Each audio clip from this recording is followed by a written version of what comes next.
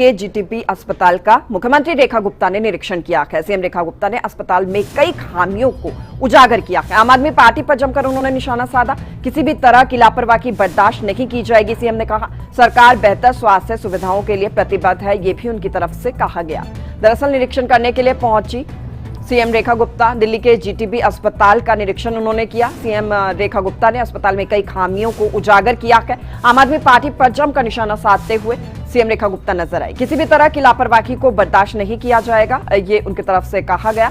सरकार बेहतर स्वास्थ्य सुविधाओं के लिए प्रतिबद्ध है, ये भी उनकी तरफ से कहा गया। दरअसल अस्पताल का निरीक्षण करने के लिए वो पहुंची थी और इस दौरान आम आदमी पार्टी पर निशाना साधते हुए स्वास्थ्य से जुड़ी कोई भी लापरवाही बर्दाश्त नहीं होगी, उन्होंने कहा। और सरकार बेहतर स्वास्थ्य सुविधाओं के लिए प्रतिबद्ध है, ये भी उनकी तरफ से कहा गया। जीटीबी अस्पताल का निरीक्षण दरअसल सीएम रेखा गुप्ता ने किया। अस्पताल में कई खामियां पाई गई और उन खामियों को उजागर किया सीएम रेखा गुप्ता ने।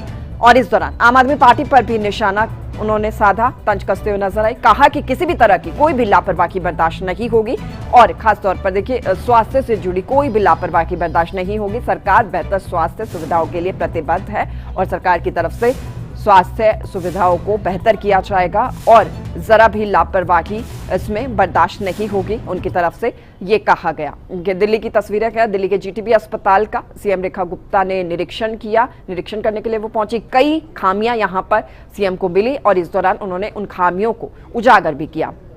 इस दौरान उन्होंने कहा आम आदमी पार्टी को लेकर निशाने पर साधते हुए उन्होंने कहा किसी भी तरह की कोई भी लापरवाही बर्दाश्त नहीं होगी।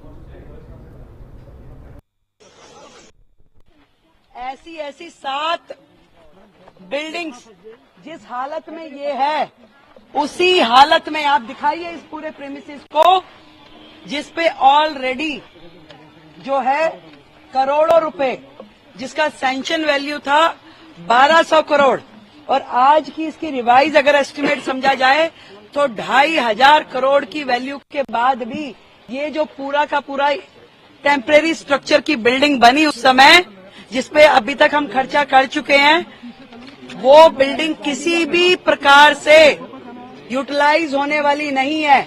ना वहां पे बाथरूम्स हैं, ना वहां पे नर्सिंग स्टेशन है, ना डॉक्टर्स के बैठने की जगह है। केवल बड़े बड़े हॉल बना दिए गए थे उस समय, और जो कि हॉल बनाने के बावजूद यूटिलाइज भी नहीं हुए, बने ही नहीं, पूरे ही नहीं हुए।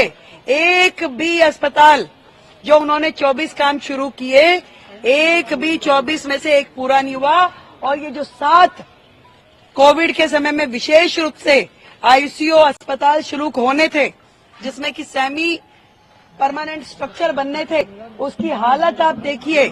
हर पोर्शन की जितने भी हैं उनकी हालत इससे ज्यादा बुरी है।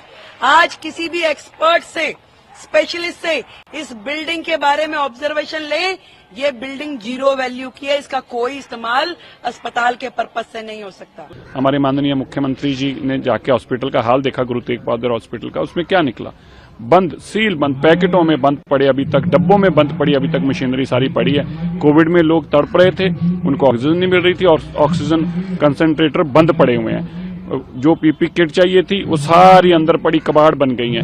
कारण क्या है कि जब ये सब कुछ करने का समय था तब अरविंद केजरीवाल जी शराब की पॉलिसी बना रहे थे। अरविंद केजरीवाल जी के दिल्ली के लोगों की सेहत की चिंता नहीं थी, उनको अपनी शराब नीति और पैसे की चिंता थी। वेंटिलेटर, आप बताइए अब इससे ज्यादा ही सीरियसनेस क्या होगी कि जो आदमी आईसीयू के वेंटिलेटर भी कबाड़ में डाल दे और फिर कहे मेरी हेल्थ मॉडल है। ये अरविंद केजरीवाल जी का हेल्थ मॉडल है, जिसमें करोड़ों रुपया तो जो इक्विपमेंट्स हैं वो तो सड़ रहे हैं, गड़ रहे हैं, और अरविंद केजरीवाल जी अखबारों में ऐड लगा रहे हैं।